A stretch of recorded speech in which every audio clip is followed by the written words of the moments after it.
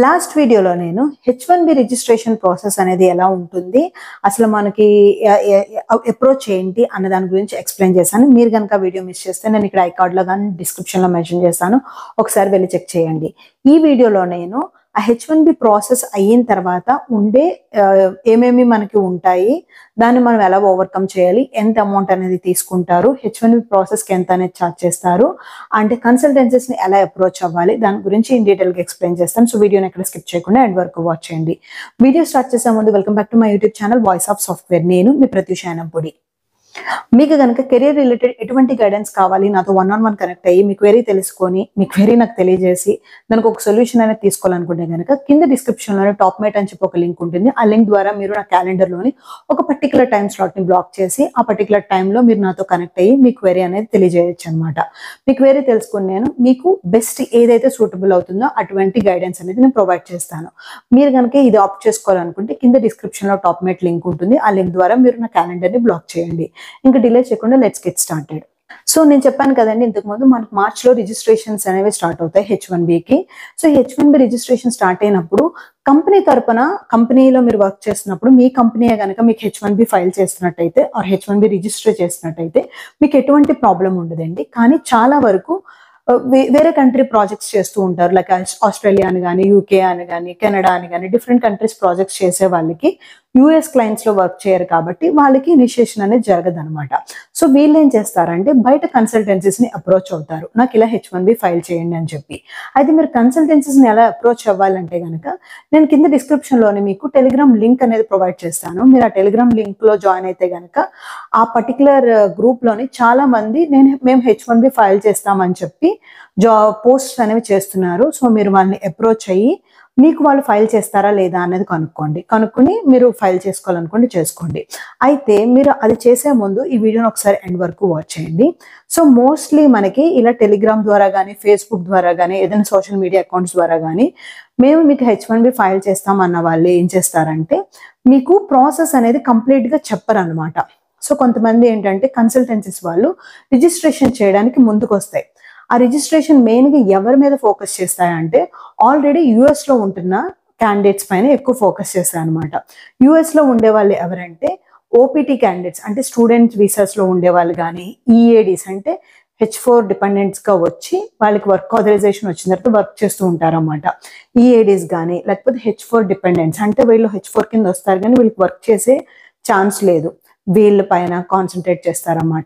ఎక్కువగా యూఎస్లో ఉన్న వాళ్ళకే ఫైల్ చేయడానికి ముందుకు వస్తూ ఉంటారు. ఎందుకంటే కనుక లాటరీ పిక్ అవడం అనేది ఫ్రీక్వెన్సీని చూసుకుంటే కనుక వీళ్ళకి ఎక్కువ ఛాన్సెస్ అనేవి ఉంటాయి. ఎందుకంటే వీళ్ళు ఆల్రెడీ వీళ్ళకు ఏదో ఒక వీసా ద్వారా వీళ్ళు యూఎస్లోకి వచ్చారు కాబట్టి. ఓకే, ఇది జస్ట్ నా అనాలిసిస్ ప్రకారం చెప్తున్నానండి, మీరు అనాలిసిస్ చేసినా కూడా ఇదే అనమాట. అయితే అవుట్ ఆఫ్ ఇండియా ఉన్న వాళ్ళకి చెయ్యరా అని అంటే చేస్తారు. చేసినప్పుడు మీ దగ్గర నుంచి వాళ్ళు ఎక్స్పెక్ట్ చేసేది ఏంటంటే మీరు ఇప్పుడు కరెంట్గా వర్క్ చేస్తున్నది యూఎస్ క్లయింటా కాదా అన్నది చూసుకుంటారన్నమాట. ఎందుకు ఇది చూస్తారంటే ఫ్యూచర్లో కనుక మీకు H1B లాటరీ పిక్ అయితే మీకు పిటిషన్ ఫైల్ చేసి అది అప్రూవ్ అయిన తర్వాత వీళ్ళు మిమ్మల్ని, మీరు ఏదైతే ఏబీసీ అన్న కంపెనీ నుంచి వర్క్ చేస్తున్నారో ఆ కంపెనీలో మీరు రిజైన్ చేసేసి ఈ కన్సల్టెన్సీలో మీరు వర్క్ చేసినట్టుగా చూపిస్తారన్నమాట. అండ్ సేమ్ క్లయింట్కే మిమ్మల్ని పంపిస్తారు.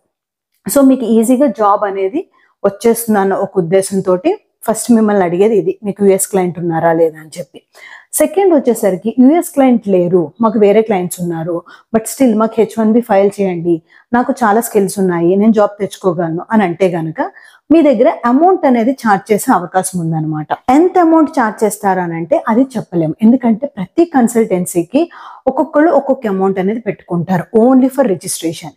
మీకు ముందే చెప్పాను, రిజిస్ట్రేషన్ ఫీ వచ్చేసి $10, అంటే మాక్సిమం 900 ఇండియన్ రూపీస్. కానీ కన్సల్టెన్సీస్ మన దగ్గర ఛార్జ్ చేసేవి 10,000, 14,000, 15,000, కొన్ని కేసెస్లో 1 lakh వరకు కూడా ఛార్జ్ చేశారనమాట. ఎందుకంటే నా ఫ్రెండ్స్ ఎవరైతే అప్లై చేశారో వాళ్ళు అలా ఛార్జ్ చేయడం అనేది వాళ్ళు అలా పే చేయడం అనేది నేను చూశాను. మీరు ఇంత పే చేసిన తర్వాత లాటరీలో కనుక మీ నేమ్ రాకపోతే మీరు ఏదైతే మనీ ఇన్వెస్ట్ చేశారో ఆ మనీ వేస్ట్గా పోయినట్టే. అందుకోసమనే మీరు ఇన్వెస్ట్ చేసేటప్పుడు ఒకసారి ఆలోచించి చెయ్యండి అన్నది నేను చెప్తున్నాను. మీకు కనుక బై లక్ లాటరీలో కనుక మీకు పిక్ అయింది అనుకోండి, నెక్స్ట్ పిటిషన్ ఉంటుంది. పిటిషన్కి కూడా మీరు కొంత అమౌంట్ అనేది పే చేస్తారు.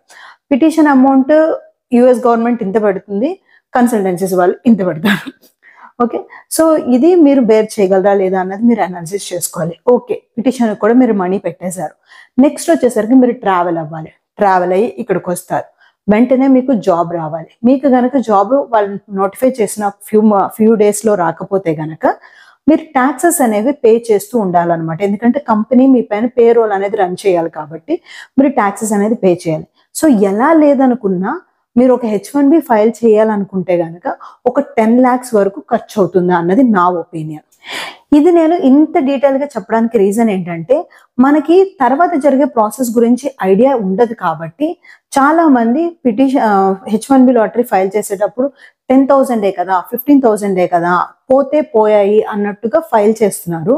దాని తర్వాత వన్స్ వాళ్ళకి లక్ బాండి పిక్ అయితే గనక తర్వాత ఉండే ప్రాసెస్ ఏంటన్నది కన్సల్టెన్సీ ముందుగా చెప్పదనమాట. సో చెప్పకపోవడంతో మీకు ఐడియా అనేది ఉండదు. నెక్స్ట్ వచ్చేసరికి ఇది లాటరీ సిస్టమ్ కాబట్టి చాలా మంది ఏం చేస్తారంటే ఎక్కువ డబ్బులు ఉన్న వాళ్ళు మాకు 2 రిజిస్ట్రేషన్స్ చేయండి, 4 రిజిస్ట్రేషన్స్ చేయండి, నేను మీకు 4 అప్లికేషన్స్కి డబ్బులు ఇస్తాను అంటారన్నమాట. అంటే దాని అర్థం ఏంటంటే ఇప్పుడు నేను ఉన్నాను, నా డేటాని 4 సార్లు రిజిస్టర్ చేయండి. సో 4 సార్లు రిజిస్టర్ చేస్తే ఎనీ 1 విల్ పిక్ అన్న ఒక ఒపీనియన్ తోటి అడుగుతానమాట. సో లాస్ట్ ఇయర్ వరకు ఇలాంటిది చాలానే జరిగింది. సో ఈ ఇయర్ నుంచి యుఎస్ గవర్నమెంట్ అనేది చాలా స్ట్రిక్ట్గా ఉండింది అనమాట. స్ట్రిక్ట్గా ఉండడంతో మల్టిపుల్ రిజిస్ట్రేషన్స్ అనేవి అలో లేదు. సో ఓన్లీ ఒక్క రిజిస్ట్రేషన్ మాత్రమే చేయగలరు. అంటే మీ యొక్క పాస్పోర్ట్ నెంబర్ కానీ లేకపోతే మీ యొక్క ట్రావెల్ హిస్టరీని బట్టి ఓన్లీ ఒక్క రిజిస్ట్రేషన్ అప్లికేషన్ మాత్రమే ఒక క్యాండిడేట్ నుంచి ఒక కంపెనీ పెట్టగలదు అనమాట. మీకు గనక ఏదైనా కన్సల్టెన్సీ నువ్వు 2 రిజిస్ట్రేషన్లు వేసుకో 3 రిజిస్ట్రేషన్స్ వేసుకో అని అంటే గనక వాటిని మీరు నమ్మద్దండి, అది అయ్యే పని కాదనమాట. సో ఒకటే వేయండి. మీరు మల్టిపుల్ రిజిస్ట్రేషన్స్ వేయడం వల్ల మీకు లాటరీ పిక్ అయినా కూడా మీది పిటిషన్ అనేది అప్రూవ్ అవ్వదు. సో ఇదేంటి నేను కొన్ని డీటెయిల్స్ మీకు ఇవ్వాలనుకున్నది. మీరు దీని గురించి ఇంకా తెలుసుకోవాలనుకుంటే మీకు ఎటువంటి డౌట్స్ ఉన్నా కూడా కింద కమెంట్ సెక్షన్లో అడగండి. సో దట్ నేను డీటెయిల్గా వీడియో చేయడానికి ట్రై చేస్తాను. ఈ వీడియో కనుక మీకు నచ్చినట్టయితే మర్చిపోకుండా లైక్ చేయండి. అండ్ ఎవరైతే H1B ఫైల్ చేయాలనుకుంటున్నారో వాళ్ళకి ఈ వీడియో అనేది షేర్ చేయండి. సో దట్ వాళ్ళు ది ఇన్ఫర్మేషన్ అనేది వాళ్ళకి తెలుస్తుంది.